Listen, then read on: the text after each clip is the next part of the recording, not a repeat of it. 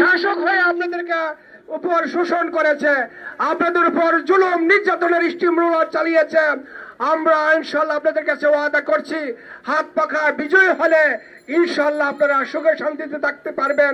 কোন চাঁদাবাজ, কোন দোকানদারকে চাঁদা দিতে হবে না, কোন মানুষকে অবৈধ হয়রানির শিকার হতে হবে না, কোন মা বোন রাস্তাঘাটে চলাফেরা করতে গিয়ে হুমকি এবং খুন দর্শনের শিকার হবে না।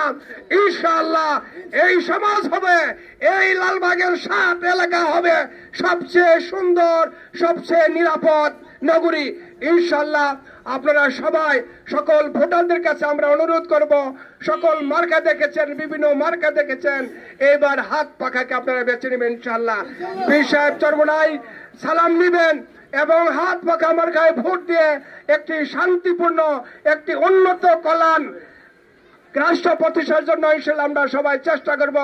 আলহাজ আব্দুর রহমান ভাই আপনাদের এলাকারই একজন মানুষ, আমলিগুলার এখানের মাটি এবং মানুষের নেতা। তিনি এখানে এলাকার সুখে দুঃখে সর্বস্তরের মানুষের পাশে থেকেছেন এবং সামনে থাকবেন।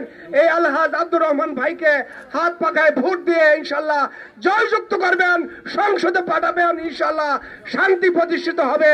এই বলে আমার বক্তব্য শেষ করছি। আল্লাহ হাফেজ।